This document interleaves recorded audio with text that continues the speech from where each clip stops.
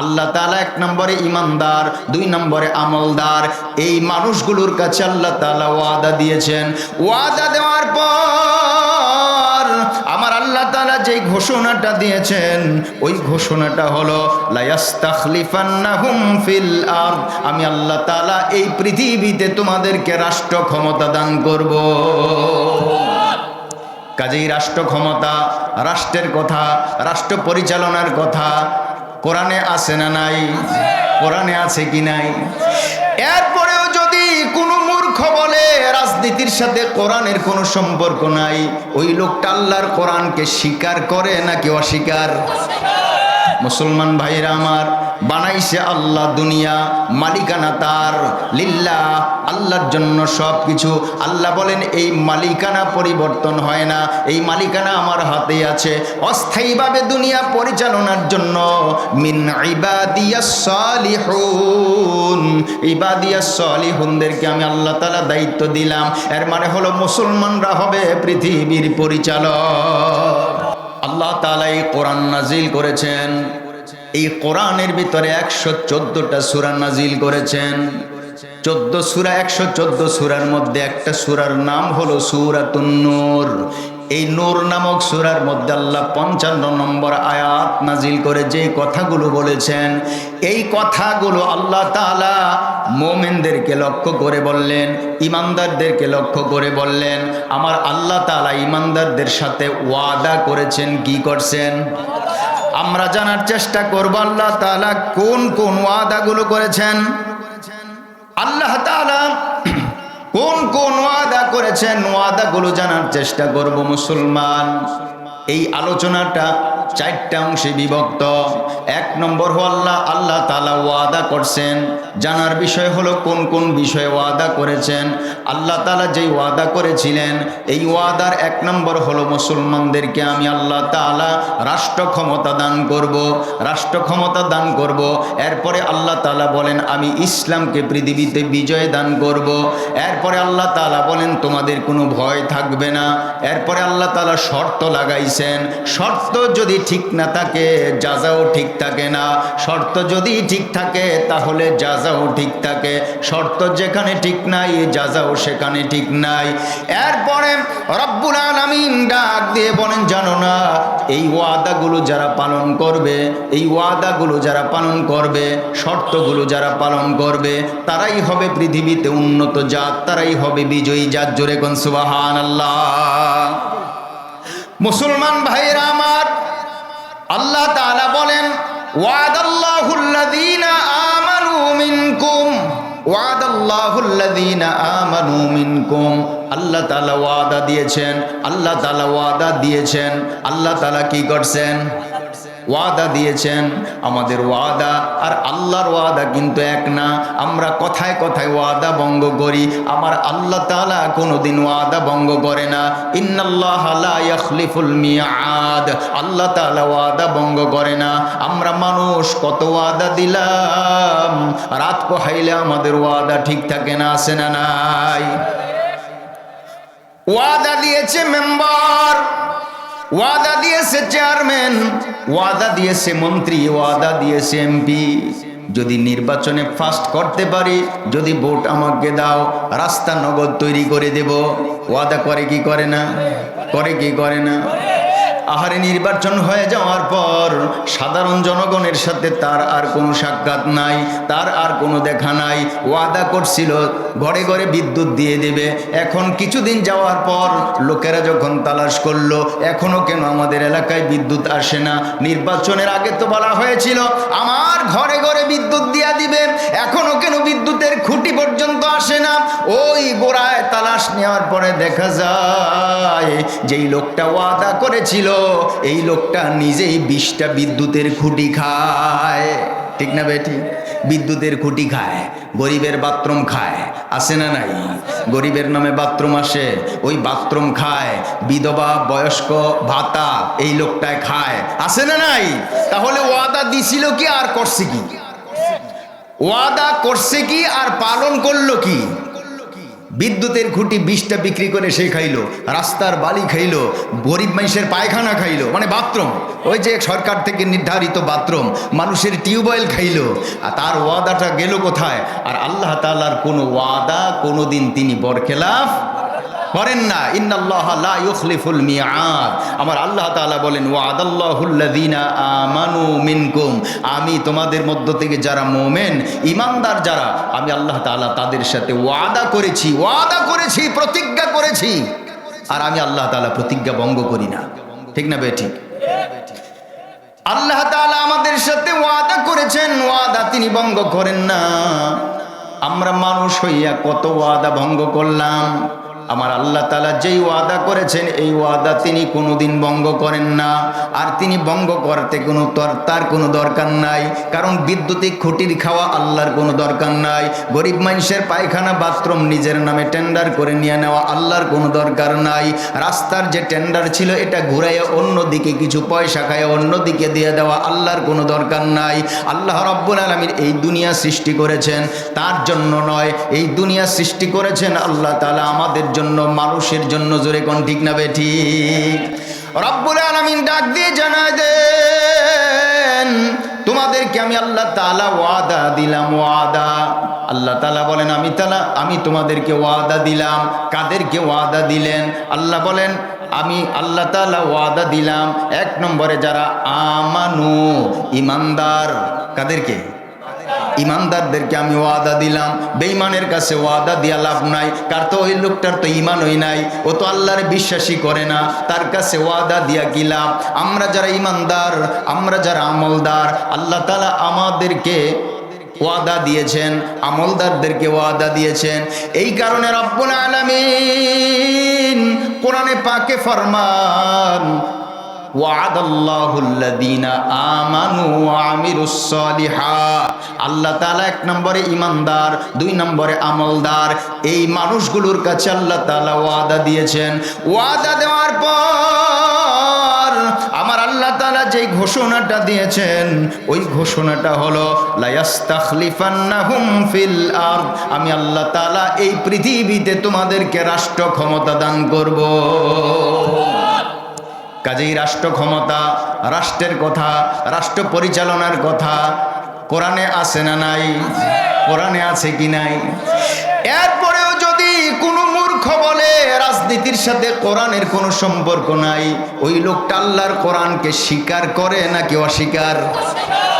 মুসলমান ভাইরা আমার, বানাইছে আল্লাহ দুনিয়া, মালিকানা তার, লিল্লাহ, আল্লাহর জন্য সব কিছু। আল্লাহ বলেন এই মালিকানা পরিবর্তন হয় না, এই মালিকানা আমার হাতে আছে অস্থায়ীভাবে দুনিয়া পরিচালনার জন্য। মিন ইবাদিয়াস সালিহুন, ইবাদিয়াস সালিহুনদেরকে আমি আল্লাহ তাআলা দায়িত্ব দিলাম। এর মানে হলো মুসলমানরা হবে পৃথিবীর পরিচালক। দুনিয়া তো বানাইছি তাদের জন্য, মুসলমানরা হবে পৃথিবীর পরিচালক। আল্লাহ বলেন লা ইস্তাখলিফান্নাহুম ফিল আরদ কামা ইস্তাখলাফাল্লাযীনা মিন ক্বাবলিহিম, আমি আল্লাহ তাআলা মুসলমানদেরকে রাষ্ট্র ক্ষমতা দিব যেইভাবে দুনিয়াতে আমি আগেও মুসলমানদেরকে রাষ্ট্র ক্ষমতা দিয়েছিলাম। রাষ্ট্র ক্ষমতা দিয়েছিলাম। এখানে 2টা ব্যাখ্যা। মুফাসসিরিনে কেরাম বলেন আগেও যেভাবে রাষ্ট্র ক্ষমতা দিয়েছিলাম এভাবে আমি মুসলমানদেরকে রাষ্ট্র ক্ষমতা দিব। এখানে 2টা ব্যাখ্যা। মুসলমান মুফাসসিরিনে কেরাম তাফসিরের কিতাবের মধ্যে লিখেছেন আমি এইভাবে আগেও যেভাবে দিয়েছিলাম এইভাবেই মুসলমানদেরকে রাষ্ট্র ক্ষমতা দিব। এখানে প্রথম ব্যাখ্যা হলো আমি আল্লাহ তাআলা প্রত্যেকটা দেশের সীমা রেখার ভিতরে যেখানে যেখানে মুসলমান বাস করে আমি আল্লাহ তাআলা ওইখানকার মুসলমানদেরকে আমি রাষ্ট্র ক্ষমতা দান করব। কেউ বাংলাদেশ পরিচালনা করবে মুসলমান হইয়া, কেউ পাকিস্তান পরিচালনা করবে মুসলমান হয়ে, কেউ ইন্ডিয়া পরিচালনা করবে মুসলমান হইয়া। আল্লাহ তাআলা বলেন আমি এইভাবে বিভাগীয় সীমারেখার ভিতরে সার্বভৌমত্বের ভিতরে রাষ্ট্র ক্ষমতা আমি আল্লাহ তাআলা দান করব। আল্লাহর কোরআন তাই বলছে। আবার বলেন কামাস্তাখলাফাল্লাযীনা মিন ক্বাবলিকুম, যেভাবে আমি আল্লাহ তাআলা আগেও মানুষদেরকে রাষ্ট্র ক্ষমতা দিয়েছিলাম। এর মানে হলো আমরা এভাবে দেশে দেশে রাষ্ট্র ক্ষমতা মুসলমানরা পালন করবে। কেমন করবে? যেমন হযরতে আলী রাদিয়াল্লাহু তাআলা আনহুকে আল্লাহ রাষ্ট্র ক্ষমতা দিয়েছিলেন, যেমন হযরতে ওমর রাদিয়াল্লাহু আনহুকে রাষ্ট্র ক্ষমতা দিয়েছিলেন, যেমন হযরতে আবু বকর সিদ্দিককে রাষ্ট্র ক্ষমতা দিয়েছিলেন, যেমন হোসেন রাদিয়াল্লাহু তাআলা আনহুকে রাষ্ট্র ক্ষমতা দিয়েছিলেন, যেমন হাসানকে রাষ্ট্র ক্ষমতা দিয়েছিলেন। এগুলো হলো ভিতরগত ন্যাশনাল ভাবে আমি আল্লাহ তাআলা রাষ্ট্র ক্ষমতা দান করব। 2 নম্বর ব্যাখ্যা হলো আমি আল্লাহ তাআলা মুসলমানদেরকে রাষ্ট্র ক্ষমতা দান করব যেভাবে আমি ইতিপূর্বেও দান করেছিলাম। মুফাসসিরিনে কেরাম বলে এখানের দ্বিতীয় ব্যাখ্যা হলো আমার আল্লাহ তাআলা ডাক দিয়ে জানায় দেয় মুসলমান, এই দুনিয়াটা শুধুমাত্র ন্যাশনালিটি ভাবে নয়, ইন্টারন্যাশনাল ভাবে আমি আল্লাহ তাআলা পরিচালনার জন্য মুসলমানদেরকে ক্ষমতা দিয়েছিলাম। শুধু বাংলাদেশ না, শুধু ইন্ডিয়া না, শুধু পাকিস্তান না, শুধু সৌদি আরব না, এমন মুসলমান ছিলেন যারা গোটা দুনিয়া পরিচালনা করছে, গোটা দুনিয়া চালাইছে। যেমন হযরতে জুলকারনাইন আলাইহিস সালাম, বাদশাহ জুলকারনাইনকে আল্লাহ তাআলা রাষ্ট্র ক্ষমতা এমন ভাবে দান করলেন যেখান থেকে সূর্য উদয় হয়, সূর্যটা যেখানে গিয়ে অস্তমিত হয়, পুরাটা রাষ্ট্রের রাজত্ব হযরতে আল্লাহ তাআলা হযরতে জুলকারনাইনকে দিলেন। আল্লাহ ডাক দিয়ে বলেন কামাস্তাখলাফাল্লাযীনা মিন ক্বাবলিকুম, যেভাবে তোমাদের আগেও আমি রাষ্ট্র ক্ষমতা মানুষদেরকে দান করেছিলাম, এইভাবেই আমি আল্লাহ তাআলা তোমাদেরকে রাষ্ট্র ক্ষমতা দান সালাতু ওয়াস সালামকে আমি রাষ্ট্র ক্ষমতা দিয়েছিলাম। এটা শুধু ন্যাশনাল ছিল না, ইন্টারন্যাশনাল ছিল। গোটা দুনিয়ার মালিক সুলাইমানকে আল্লাহ তাআলা বানাইছে। সুবহানাল্লাহ বলুন। এ মুসলমান, সুলাইমানকে রব্বুল আলামিন যেই রাষ্ট্র ক্ষমতা দান করলেন, রাষ্ট্রের ভিতরে যত মখলুক বসবাস করত আল্লাহ তাআলা সব মখলুকগুলোকে তার অধীনস্থ বানায় দিয়েছিলেন। পিঁপড়ার ভাষাটা পর্যন্ত সুলাইমান বুঝতো। কোরআনে তার সাক্ষী আছে। আল্লাহ রাব্বুল আলামিন বলেন, এ মুসলমান, তোমাদের সাথে আমি আল্লাহ তাআলা ওয়াদা দিলাম। কি ওয়াদা রে?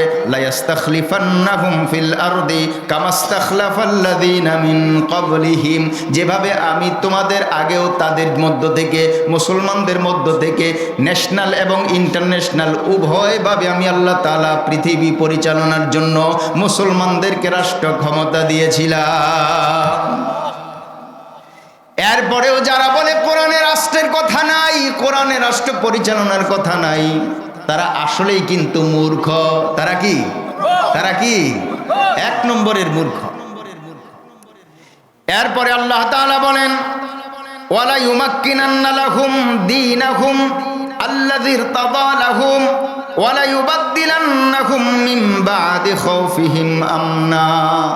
আল্লাহ তাআলা ডাক দিয়ে জানায় দেয়, এ মুসলমান, তোমাদেরকে আমি আল্লাহ তাআলা রাষ্ট্র ক্ষমতা দান করলাম এবং তোমাদেরকে আমি আল্লাহ তাআলা গোটা দুনিয়াতে মুসলমানের বেশে, ইসলামের বেশে তোমাদের দিনকে আমি আল্লাহ তাআলা বিজয় দান করব। কি দান করব? বিজয় দান করব। বিজয় দান করার পরে কি হবে? তোমরা নিরাপত্তাহীনতায় ভুগবে না, তোমরা নিরাপদের চাদরে ঢেকে থাকবে। সুবহানাল্লাহ বলেন। আজকে দেখুন কত রকমের বাধা, কত রকমের সমস্যা আমাদের উপরে চাপায় দেওয়ার চেষ্টা করা হচ্ছে। বাংলাদেশের মুসলমানদেরকে নিষ্পেষিত করার জন্য, দেশটাকে কলঙ্কিত করার জন্য, দেশটাকে কোণঠাসা করার জন্য বিদেশি কত পায়তারা চলছে। ঠিক না ভাই? ঠিক। ওই যে ভারত থেকে এক দাদা কয় ওদেরকে পেঁয়াজ দিব না, আলু দিব না, রসুন দিব না, কইছি না? কয় না? বলছে কি না? এখন বাংলাদেশে আল্লাহ তাআলার রহমত এমনভাবে হয়েছে, কারণ আল্লাহ তাআলার তো ওয়াদাই আছে, মিন বাদি খাউফিহিম আমনা, আমি তোমাদেরকে এই সকল ভীতির পরে নিরাপত্তার চাদরে ঢেকে নেব। আল্লাহ তাআলার রহম এমনই হয়েছে, যেখানে গত বছর যেই জমিতে পেঁয়াজ চাষ হতো 20 মণ, এই জমিতে এই বছর হয়েছে 30 মণ। সুবহানাল্লাহ। প্রত্যেকটা ক্ষেত্রে আল্লাহ তাআলা রহমত দান করছে, আলহামদুলিল্লাহ বলেন। এখন আমরা বলি তোরা আমাদেরকে পেজ দিতে হবে না, আমাদের কাছ থেকে দরকার লাগলে নেওয়া যায়। ওরা এখন শুধু আব্বা তাড়াতাড়ি পেজের দিকে আসেন, তাড়াতাড়ি পেজ নিতে আসেন, ঠিক না ভাই? ঠিক। শুধু পেজ না, কয় চিকিৎসা করুন না। কি করব না? চিকিৎসা করব না। আল্লাহ তাআলা কয় আগের মতো রোগ বাংলাদেশে এখন আর পাঠাবো না। সুবহানাল্লাহ। কন এখন আর ইন্ডিয়া যাইতে হয় না, আলহামদুলিল্লাহ। আল্লাহ তাআলা বলেন যে তোদের ভয় ভীতি নিয়ে তোরা থাক। এখন ওরা কি বলতেছে, আমরা ডিসকাউন্ট দেব 50%, 70% ডিসকাউন্ট দেব, তবুও আসেন। এর মানে আমাদের পায়ে ধরতেছে। সুবহানাল্লাহ। রব্বুল আলামিন ডাক দিয়ে জানায় দেন, এ মুসলমান, ওয়াদাল্লাহুল্লাযীনা আমানু মিনকুম ওয়া আমিলুস সালিহাত, আমি আল্লাহ তাআলা তোমাদেরকে যারা আমলে সালেহ করে আর যারা ঈমানদার তাদের কাছে আমি ওয়াদা করলাম। কি ওয়াদা করলাম জানোনি? লা ইস্তাখলিফান্নাহুম ফিল আরদ, দুনিয়াতে আমি আল্লাহ তাআলা মুসলমানদেরকে রাষ্ট্র ক্ষমতায় নিয়ে আসব, রাষ্ট্র ক্ষমতায় নিয়ে আসব। আল্লাহ তাআলা আমাদের এই জমিনটাকে এই ঘোষণার উপরে কবুল করেন, বলেন আমিন। আরো জোরে কোন আমিন। ক্ষমতা কার? ক্ষমতা কার? আমরা এখন চিন্তা করার দরকার, যিনি আমাদের সাথে ওয়াদা করে তার ক্ষমতা আছে বিদায়িত করে, ঠিক না বেটি? আল্লাহর ক্ষমতা আসেনি? আল্লাহর ক্ষমতা আছে কিনা? আল্লাহ তাআলার ক্ষমতা আছে দেখেই তো ওয়াদা করে। যার ক্ষমতা নাই সে যদি ওয়াদা করতে পারে, আর আল্লাহর তো ক্ষমতা আছেই, ঠিক না বেটি? একজন ঘোষণা করলো 2014 সাল পর্যন্ত আমরা আছি, নড়ব না। 14 যখন গড়িয়ে গেল দেখা যায় ক্ষমতা এখনো যায় না, কয় 21 সাল। 21 যখন চলে গেল ক্ষমতা যায় না, তখন কয় 24 সাল। 24-এর কাছাকাছি যখন আসলো দেখে যে ক্ষমতা তবুও যায় না, মনে মনে কয় আল্লাহর ক্ষমতা নাই, আল্লাহর পাওয়ারই নাই, এখন যত পাওয়ার সব আমার। এখন থেকে ঘোষণা দিলাম 41 সাল। নাউজুবিল্লাহ। কন আল্লাহ খালি ছাড়ই দিতেছে, ছাড়ই দিতেছে, ছাড়ই দিতেছে। আল্লাহ তাআলা ডাক দিয়ে জানায় দেন, এতদিন 14 সাল, 18 সাল, 21 সাল, 24 সাল, তারপরে 41 সাল গমতে তোরে কে বললো? আজরাইলের সাথে তোর ওয়াদা হয়েছে নাকি যে তোরই এখানে উপস্থিত রাখা হবে? আল্লাহ তাআলা ডাক দিয়ে বলেন, এ শোন নাফরমান, তুই তো নাফরমান, তুই তো ইমানদার না, কারণ তুই মনে করছিলি ক্ষমতার পালা বদল আল্লাহ তাআলা করতে পারেন না, ঠিক না বে ঠিক? এ নাফরমান, তুই 41 সাল গুনলি, আর আমি আল্লাহ তাআলা তোরে 45 মিনিট সময় দিলাম। কয় মিনিট? মুসলমান ভাই, এর চাইতে বেশি কিছু বলার দরকার নাই। আমার আল্লাহ তাআলা ক্ষমতা দেয়, আবার আল্লাহই ক্ষমতা নেয়, ঠিক না বে ঠিক? ইন্নাল্লাহা আলা কুল্লি শাইইন কাদির। সমস্ত ক্ষমতার মালিক কে? সমস্ত ক্ষমতার মালিক আল্লাহ। তা আপনি 41 সাল গণলেন কার ওসিলায়, কার আশায়? এ মুসলমান, রব্বুল আলামিন সব ক্ষমতার মালিক হলেন আল্লাহ। এই দুনিয়াটাও তিনি তৈরি করছেন, এই বাংলাদেশটাও তো আল্লাহই বানাইছে। জোরে বলেন ঠিক না বে ঠিক? কে বানাইছে? কে বানাইছে?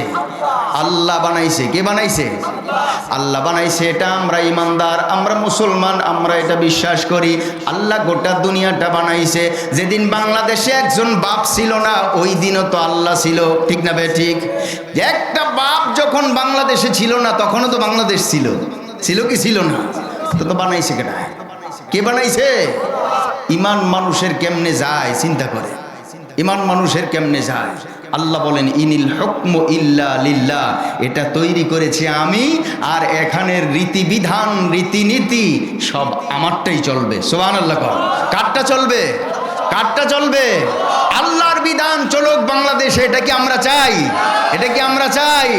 নারে তাকবীর, নারে তাকবীর। আল্লাহ তাআলা কবুল করেন, বলেন আমিন।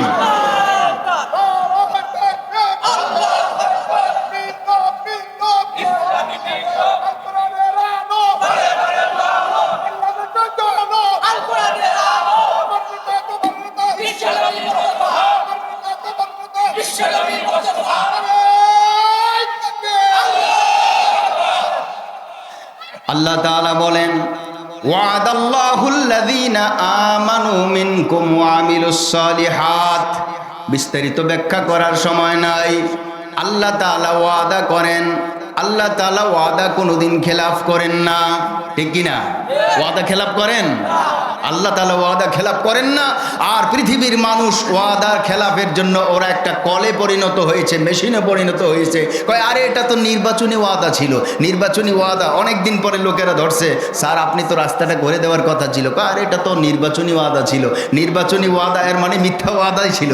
আল্লাহ তাআলা বলেন ওয়াদা আমারটা মিথ্যা নয়।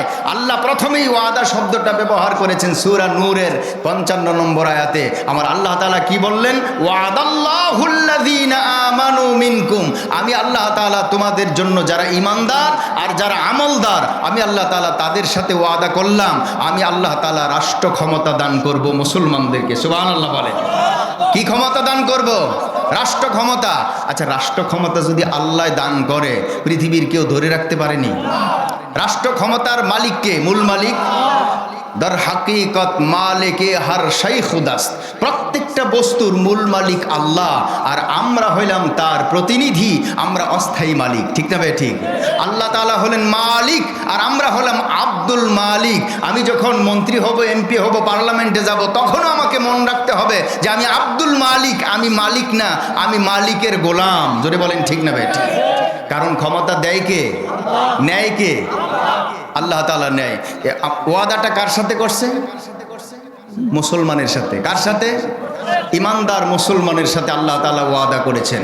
মুসলমানদের সাথে ওয়াদা করছেন তোমাদেরকে আমি আল্লাহ তাআলা ক্ষমতা দিব। কিন্তু এখন বুঝার ব্যাপার হলো আল্লাহ তাআলা শুধু মুসলমানদেরকেই ক্ষমতা দেয় নাকি অমুসলিমদেরকেও দেয়? দেয় কি দেয় না?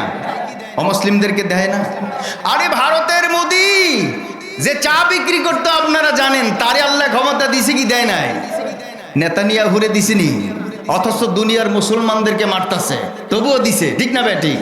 আমেরিকার president George W Bush crore crore মানুষ হত্যা করলো, মানুষ মারলো, আল্লাহর নাফরমানি করলো, তারেও ক্ষমতা দিছে, ঠিক না ভাই? ঠিক। এই যে মাথা মোটা ডোনাল্ড ট্রাম্প, তারেও দিছে, ঠিক না ভাই? ঠিক।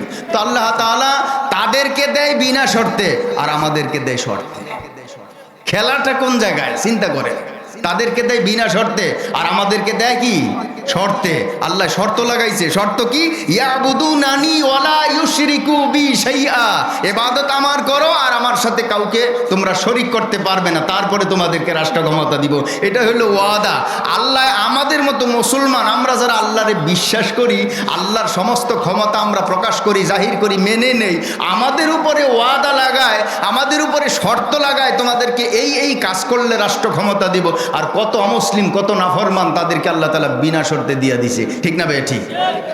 প্রশ্ন জাগেনি যে আল্লাহ তাদেরকে কেন দিল? তাদেরকে কেন দিল? ওরা তো নাফরমান।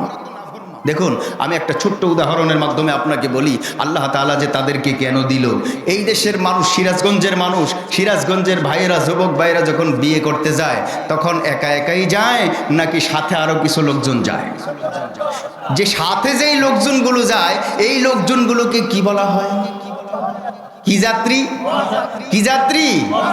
বরযাত্রী। এই বরযাত্রী অনেক লোক। আর জামাই কয়জন? একজন। বিয়ে করতে গেছে কয়জনে? আর বরযাত্রী অনেকজন। বরযাত্রী অনেকজন। এখন এই বরযাত্রী সহকারে যখন কনের বাড়িতে চলে গেল, মেয়ের বাড়িতে চলে গেল, ওখানে যাওয়ার পর স্বামী, মেয়ের স্বামী, এর মানে এই বর এবং তার কয়েকজন, দু চারজন বন্ধু বান্ধব, তাদেরকে আলাদা বসাইলো আর বাকি লোকগুলোকে প্যান্ডেলে পাইকারি ভাবে বসাই দিল, ঠিক না ভাই? ঠিক। এখন বসানোর পরে টেবিলের মধ্যে নানান রকমের খাবার সার্ভ করা হচ্ছে, খাবার এনে উপস্থাপন করা হলো এবং খাবারের দায়িত্বে এক এক টেবিলে এক একজন লোক লাগাই দিল, ঠিক না ভাই? ঠিক। লাগাই দেওয়ার পরে বাড়ির যে মালিক, এর মানে বরের যে শ্বশুর, মেয়ের যে বাবা, এই বাবায় প্যান্ডেলে ঢুকলো। ঢুকার পরে বলতেছে এই টেবিলের মধ্যে দাও, এখানে দাও, দেখে খাওয়াও। কয় কি কয় না? এখানে দেখা দাও, ওখানে দেখা দাও, ওখানে দেখা দাও। ওই মেম্বার সবাইছে, আরে ওনারে দেখা দাও, আরে উনি মুরব্বী মানুষ, ওনার টেবিলটাতে দেখা দাও। বলে কি বলে না? একবার কি জিগাইছে ওই বরটারে গিয়া যে বাবা তুমি খাইছো নি? জিজ্ঞেস করছে? জিজ্ঞেস করলো না একবারও বরটাকে যে তুমি খাইছো নি? অথচ বরের উসিলায় যারা আসলো তাদের ব্যাপারে মালিক বারবার বলতেছে এই টেবিলে দেখা দাও, ওই টেবিলে বদলায় দাও, ওই টেবিলে আরো ভালো খাবার দাও। ঠিক না ঠিক? কেন এই কাজটা কেন করে? আসলে ওরা সবাই কি বিয়া করতে আসছে? ওরা তো আসছে খাইতে। কি করতে আসছে? ওরা জনমের মতো খাইতে আসছে। কেউ লুঙ্গি ঢিলা করে, কেউ প্যান্ট ঢিলা করে, কেউ পরনের কাপড় ঢিলা করে, কারণ বেশি করে খাইতে হবে, কারণ ওরা আইসেই তো জনমের মতো খাইতে। ঠিক না ঠিক? তো আল্লাহ তাআলা দুনিয়াটা বানাইছেন মুসলমানদের জন্য। মুসলমানরা হলো দুনিয়ার কি বর, দুনিয়ার কি বর। এখন বরযাত্রীরে দেখা দে, ভালোটা দে, আবার আইনা দে, এরকম করতেছে এইখানকার লোকগুলি নিয়া। ওই যে ওখানে যে ছেলেটাই বসে রয়েছে বন্ধু বান্ধব 2-4 জন নিয়া, ওইখানে গিয়া শ্বশুরে আর কয় না যে এখানে দেখা দে, এখানে খাওয়াই দে, তোমরা খাইছো নি, জিজ্ঞেস করে না। ঠিক না ভাই? ঠিক। তো বন্ধুরা কয় কি রে, তোর শ্বশুর বাড়িতে আইসে বড় অনিয়ম দেখতে পাইলাম। অনিয়মটা কি? আরে আমাদের উসিলায় 100 লোক আসছে, দেখ তোর শ্বশুরি গিয়ে ওখানে বলতেছে দেখা দে, ভালোটা দে, আরো খাওয়া, অথচ আমাদের কাছে খবর নিতে আসলো না। তখন ছেলেটা কয় বন্ধু, যেই লোকগুলি বসে আছে এগুলি তো জনমের মতো খাওয়ার জন্যই আসছে। আগামীকাল তো এই লোকগুলোর কপালে আর খাবার নাই, এই লোকগুলির কপালে আর কোনোদিন খাওয়া জুটবে না। কিন্তু এখন আমাকে জিজ্ঞেস না করলে কি হবে? আমারে আজ থেকে খাবারের দরজা মাত্র খুলছে, আগামীকাল খাওয়াও দিব, মেয়েও দিব। ঠিক না বেটি? কি দিব? খাবারও দিবে, মেয়েও দিবে। কাজে আমি তো খাইতে আসি নাই, আমার উদ্দেশ্য শুধু খাওয়া না, আর ওদের উদ্দেশ্য শুধু খাওয়া। আল্লাহ তাআলা বলেন মুসলমানরা হলো দুনিয়ার বর, দুনিয়ার দুলা। আল্লাহ তাআলা বলেন তাদের জন্য আবাদুল আবাদ জান্নাত আমি রেডি রাখছি। আর দুনিয়াতে কাফের, মুশরিক, বেদিন, বেঈমান যারা এখন খাবার প্লেট নিয়ে টানাটানি করতেছে, তাদের জন্য আমি শুধু এখানেই রাখছি। আল্লাহকে জিজ্ঞেস করা হলো, আল্লাহ তাহলে তোমার নিয়মটা এভাবে কেন? আমার আল্লাহ তাআলা বলেন দেখ, জন্মের খাওয়া তাদেরকে এখানেই খাওয়াই, জান্নাতে গিয়ে আর কিচ্ছু খাইতে পারবে না। জোরে বলেন ঠিক না বেট? কারণ এগুলি জন্মের খাওয়া এখানেই খাবে। আল্লাহ তাআলা বলেন এই কারণে তাদেরকে খাবার দিয়ে রাখছি। খা, দুনিয়াতে খা, ইচ্ছা মতো খা। এই জর্জ ডব্লিউ বুশের কয় তুই খা, ডোনাল্ড ট্রাম্পের মতো মাথা মোটা তারে কয় আল্লাহ তুই খা, নেতানিয়াহুর মতো ব্যক্তি নাফরমান তারে কয় আল্লাহ তুই খা। এরপরে মোদি চাচা, তারেও আল্লাহ তাআলা গদি দিছে, কয় তুইও খা, যত মূর্খ হইস, এত বছর চা বেচছস, এখন তুই খা। এখন এইভাবে কইরা খাবারের প্লেট তাদের সামনে দিয়ে রাখছে। কারণ কি? এগুলি জন্মের খাওয়া খাইতেছে। কি খাওয়া খাইতেছে? সামনের খাওয়ার আর তাদের সুযোগ নাই, সামনের খাওয়া, ভবিষ্যতের খাওয়া আর তাদের কোনো সুযোগ নাই। এখন তারা জন্মের খাওয়া খাইতেছে। আল্লাহ তাআলাকে যদি জিজ্ঞেস করা হয়, আল্লাহ গো এই নিয়মটা দেখতে কেমন দেখা যায়? আমার আল্লাহ তাআলা বলেন জানো না, তাদের তো এই দুনিয়াটাই শেষ। আমি কেন দিছি জানো? তারপরেও কেন মালিক আমি বলি তুমি একটু দেখা দাও, আর একটু ভালো দাও, বদলাইয়া দাও। আমি ফেরেশতাদেরকে দিয়ে তাদের রিস্কের ব্যবস্থা আরো টাটকা করি। ঠিক না ঠিক? আমরা মুসলমানেরা যা খাই ওরা কিন্তু আরো বেশি খায়, আরো বেশি সুযোগ সুবিধা তারা পায়। আল্লাহ কয় এই কাজটা আমি কেন করছি জানুনি? এই কাজটা করার উদ্দেশ্য হলো বিয়ে বাড়িতে বরযাত্রীতে 100 লোক আসছে, এই লোকগুলো শুধু খাবারের দিকে তাকায় রয়েছে, রান্নাটা কেমন হয়েছে, রোস্টটা কেমন হয়েছে, পোলাওটা কেমন হয়েছে, কুরমাটা কেমন হয়েছে, সর্বশেষ আমাদের পানি পরিবেশনটা কেমন হয়েছে, এই চিন্তায় তারা ব্যস্ত। আর ওই স্বামী বেচারা গোস্ত খাওয়াইলো নাকি কি খাওয়াইলো ওই চিন্তায় ব্যস্ত না, কারণ ওর তো রিজিকের দরজা মাত্র চাবি দিয়ে খোলা হয়েছে। ঠিক না ঠিক? ওর তো এগুলি নিয়ে চিন্তা নাই। এখন কথা হলো, আমি যদি তারে ভালো করে না খাওয়াই, টেবিলে যদি খাবারের পরে খাবার না দেই, ভালো খাবার যদি আমি সার্ভ না করি, তো বাড়িতে গিয়ে কি বলবে? বাড়িতে গিয়ে কি বলবে? কইব যে এমন বাড়িতে বিয়ে খাইতে গেছিলাম, আরে ছেলেটারে এমন একটা জায়গায় বিয়ে করাইছে যেখানে মালিক কিছু দিতে পারে না, গরিব।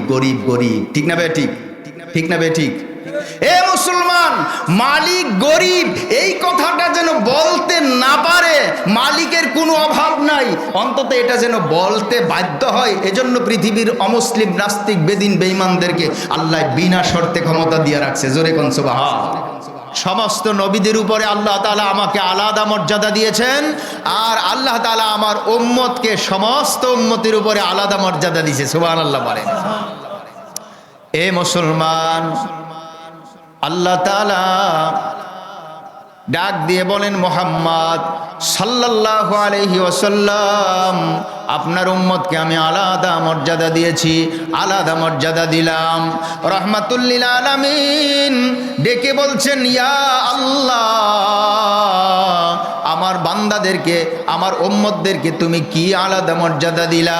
আল্লাহ তাআলা ডাক দিয়ে জানায় দেয়, মুহাম্মদ সাল্লাল্লাহু আলাইহি ওয়াসাল্লাম, হাসরের ময়দানে যতগুলো মুসলমান, যতগুলো বান্দা আমার থাকবে, সব বান্দাদের মধ্য থেকে সবচাইতে সম্মানিত হবে তোমার উম্মত। ওয়াফাদ্দালা উম্মতি আলাল উমাম। মুসলমান ভাই, রাহমাতুল লিল আলামিন ডাক দিয়ে জানায় দেয়, জানো না আবার আল্লাহ তাআলা জান্নাত তৈরি করেছেন। জান্নাতের গেটের মধ্যে লেখা আছে, প্রত্যেকটা জান্নাতের গেটের মধ্যে হযরত আবু বকর সিদ্দিক রাদিয়াল্লাহু তাআলা আনহুর নাম লেখা আছে। জোরে কোন সুবহানাল্লাহ। আবু বকর সিদ্দিক রাদিয়াল্লাহু তাআলা আনহু এমন একজন সাহাবীর নাম, রাহমাতুল লিল আলামিন যখন মেরাজের ঘোষণা আবু বকরের সামনে প্রকাশ করলেন, আবু বকর বাড়িতে অবস্থান করতেছেন। রাহমাতুল লিল আলামিন মেরাজ থেকে এসে সকালবেলা মসজিদে হারামের সামনে দাঁড়িয়ে, কাবা ঘরের সামনে দাঁড়ায় যখন ঘোষণা দিলেন, আজ রাতে আল্লাহ তাআলা আমাকে মেরাজে যাওয়ার সুযোগ দান করেছেন। আমি মেরাজ গিয়েছিলাম, মেরাজ হলো আল্লাহ তাআলার আরশে আজিম পর্যন্ত আমাকে নিয়ে গিয়েছিল। এইভাবে প্রথম আসমান, দ্বিতীয় আসমান, ঊর্ধ্ব জগতে আমাকে নিয়ে যায়। তার আগে মক্কা নগরী থেকে আমার আল্লাহ তাআলা মসজিদে হারাম থেকে মসজিদে আকসা পর্যন্ত আমারে নিয়ে যায়। মাঝখানে আমি অনেক কিছু দেখতে পাইলাম। আল্লাহ তাআলা কোরআনে ডাক দিয়ে জানায় দেয়, মুসলমান জানো না, সুবহানাল্লাযী আসরা বিআবদিহি লাইলাম মিনাল মসজিদিল হারাম ইলাল মসজিদিল আকসা। মসজিদে হারাম থেকে মসজিদে আকসা পর্যন্ত রাহমাতুল লিল আলামিনকে আল্লাহ তাআলা নিয়ে যায়। নবী আমার ডাক দিয়ে বলেন, মুসলমান তোমরা ভালো করে শুনে রাখো রে, যখন আমি মেরাজের বর্ণনাটা আমি মক্কা নগরীতে দিলাম, কাফের মুশরিক বেদিন বেঈমানের দল আমার বিরুদ্ধে আগের চাইতে আরো বেশি কটূক্তি আরম্ভ করলো, আরো বেশি হাহাকার শুরু করে দিল, আরো বেশি অত্যাচার আমাকে শুরু করে দিল। রাহমাতুল লিল আলামিনকে ডাক দিয়ে বলেন, মুহাম্মদ তুমি যে রাতের বেলা গেছো কোথায় গেলা? কয় আমি তো মেরাজের জন্য গিয়েছি, আমাকে আল্লাহ তাআলা আরশে আজিম পর্যন্ত ভ্রমণ করাইছেন, 7 আসমান পাড়ি দিয়ে নিয়ে গিয়েছেন। আবু জেহেল বলতেছে, মুহাম্মদ আমরা তো জানি না 7 আসমান কোথায়, প্রথম আসমান কোথায় জানি না, ঊর্ধ্ব জগতের কোথায় কি আছে আমরা জানি না। তুমি ঊর্ধ্ব জগতের বর্ণনা যা দিলা রে, তা তো আমরা বিশ্বাস করব দূরের কথা, তা তো আমরা জানি না, ওই দিকে আমরা কান দেই না। কিন্তু মক্কা নগরী থেকে মসজিদে আকসা, বাইতুল মুকাদ্দাস, যেই মসজিদ হযরতে সুলাইমান পয়গম্বর তৈরি করেছিলেন আল্লাহ তাআলার আদেশে, আর তৈরির জন্য কর্মী হিসেবে যাদেরকে খাটাইছিলেন তারা হলো আল্লাহর তৈরি জিনজাতি। জিনজাতি দিয়া মসজিদে আকসা সুলাইমান পয়গম্বর বানাইছিলেন। সুলাইমান পয়গম্বরের সেই মসজিদটা হলো মসজিদে হারাম বাইতুল্লাহ, মক্কা শরীফ থেকে প্রায় 2000 মাইল উত্তর এবং পূর্ব কর্নারের দিকে, 2000 মাইল দূর। আবু জেহেল ডাক দিয়ে বলে, মুহাম্মদ মসজিদে আকসা সম্পর্কে আমাদের আইডিয়া আছে, মসজিদে আকসা সম্পর্কে আমাদের ধারণা আছে, যেহেতু মাঝে মাঝে ব্যবসার জন্য আমরা সেখানে যাই। রাহমাতুল লিল আলামিন ডাক দিয়ে বলেন, চাচা মসজিদে আকসা পর্যন্ত আমাকে আল্লাহ তাআলা নিয়ে গিয়েছেন। ওইখানে নেওয়ার পরে আল্লাহ তাআলা আমাকে দিয়া সব নবীদের ইমামতি করাইছে। নবী আমার ডাক দিয়ে বলেন, চাচা রাতের বেলা মক্কা নগরীতে আমি ঘুমিয়ে আছি, অর্ধ ঘুম অর্ধ জাগ্রত। জিব্রাইল ফেরেশতা আমার পাশে চলে আসলো, নরম জিহ্বাটা দিয়ে আমাকে চাটতে লাগলো। ঘুম থেকে জাগ্রত হইলাম। জিব্রাইল বলে, ইয়া রাসূলুল্লাহ আজকে আপনাকে আল্লাহর বাড়িতে দাওয়াতে নেওয়ার জন্য আমি আসছি, আল্লাহ তাআলা আপনাকে দাওয়াত করছে যাওয়ার জন্য। জিব্রাইলকে বললাম, জিব্রাইল আমাকে তুমি ডাক না দিয়ে কেন তুমি জিহ্বা দিয়ে পায়ের মধ্যে চাটতে লাগলা?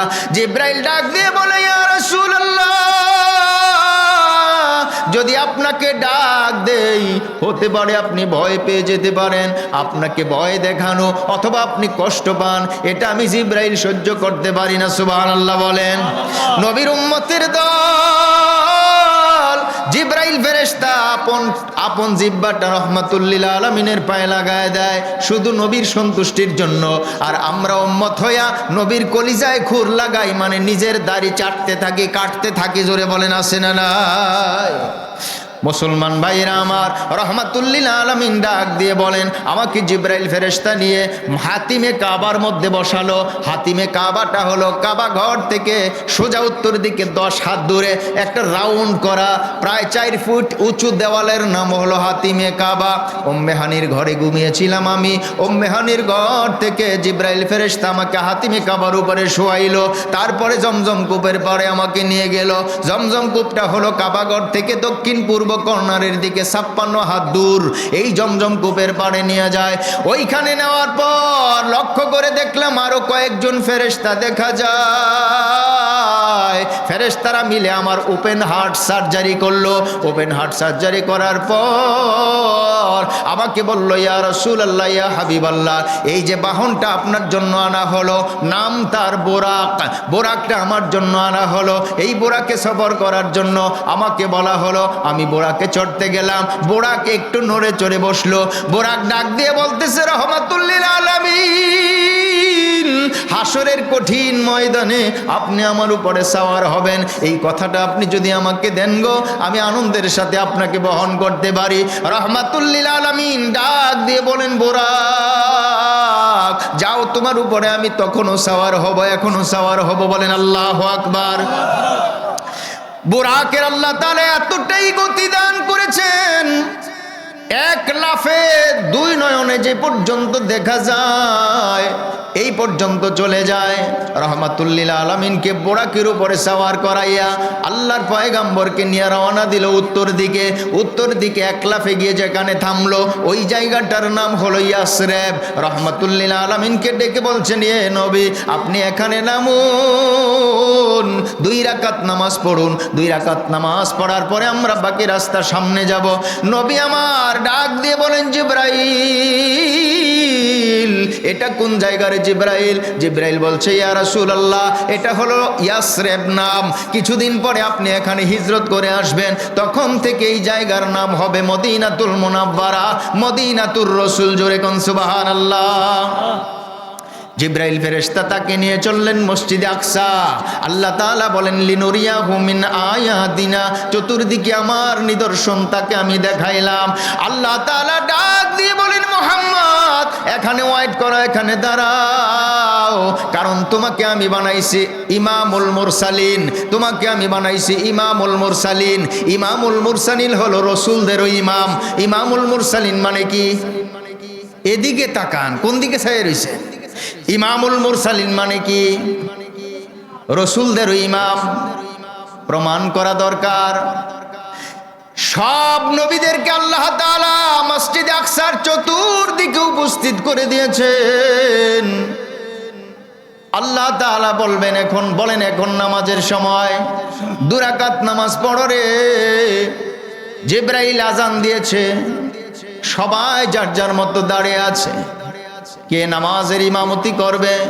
কারু কারু মনোভাব, আমাদের আদি পিতা আদম আলাইহিস সালাম ওয়াজ দ্য ফার্স্ট ম্যান, তিনি প্রথম মানুষ, তিনি নামাজের ইমামতি করুক। আবার কারু কারু ভাবনা, ইব্রাহিম আলাইহিস সালাম মিল্লাতা আবিকুম ইব্রাহিম, ইব্রাহিম জাতির পিতা, উনি ইমামতি করুক। কেউ কেউ চিন্তা করতে লাগলেন, না না, মুসা পয়গম্বর ইমামতি করুক। এইভাবে যার যার মতো কল্পনা। রহমাতুল্লিল আলামিনকে হাত ধরে জিবরাইল পয়গম্বর সামনে পাঠায় দিলেন। জিবরাইল আলাইহিস সালাম সামনে পাঠায় দিলেন আর বললেন, ইয়া রাসূলুল্লাহ, আল্লাহ তাআলা আপনাকে বানাইছেন দুনিয়াতে যত নবী রাসূল পাঠাইছেন সবার ইমাম বানাইয়া। কাজী ইমামতি না করলে আপনি ইমাম কেমনে হবেন গো? আজকে ইমামতির মাধ্যমে প্রমাণ করা হবে আপনি সব নবীদের ইমাম, সব রসুলদের ইমাম। জোরে কোন সুবহানাল্লাহ। রাহমাতুল লিল আলামিনকে সামনে বাড়ায় দেওয়া হলো, 2 রাকাত নামাজ পড়া হলো। নামাজের পরে বিশাল বক্তব্য হলো। ইব্রাহিম, মুসা, নূহ, ঈসা এইভাবে করে সবাই বক্তব্য দিল। শেষ পর্যন্ত রাহমাতুল লিল আলামিন নিজেও তার আল্লাহর উপর থেকে রহমত প্রাপ্ত যত কথাগুলো আছে তিনি তার সংক্ষিপ্তভাবে বললেন। এবার উপরের দিকে সফর করার জন্য আবার রওনা দিলেন। রাহমাতুল লিল আলামিনকে জিবরাইল ডাক দিয়ে বলেন, আল্লাহর পয়গম্বর আপনি বোরাকের উপরে আরোহণ করুন। নবী আমার ডেকে বলেন, উম্মত জানো না বোরাকের উপরে আমি আরোহণ করলাম।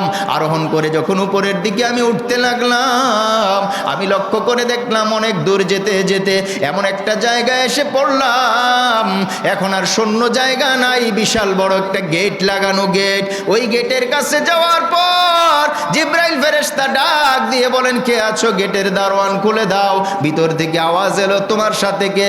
বলা হলো, আমার সাথে মোহাম্মদ। গেটের দরজা খুলে দাও। দরজা খুলে দিল। প্রথম আসমানে চলে গেলাম, এরপরে দ্বিতীয় আসমানে চলে গেলাম, তৃতীয় আসমানে চলে গেলাম। লম্বা ইতিহাস মুসলমান। 7 স্কাই পাড়ি দিয়া 7 আসমানের উপরে যাওয়ার পর, অনেক দূর যাওয়ার পর আল্লাহ তাআলার পয়গম্বর এক পর্যায়ে লক্ষ্য করে দেখেন এমন একটা জায়গায় আসলাম যেই জায়গার মধ্যে একটা বড়ই গাছ দেখা যায়। বড়ই গাছ কি গাছ? বড়ই গাছ দেখা যায়। বড়ই গাছের শিকড়গুলো 6ষ্ঠ আসমানে 6 নম্বর আকাশে। আর বড়ই গাছের পাতা পল্লবগুলো মনে হয় যেন আরো সে আজিম পর্যন্ত বিস্তৃত হয়ে গিয়েছে। এক একটা বড়ই বিশাল বড় বড় মটকার মতো, বিশাল বড় বড় মটকার মতো।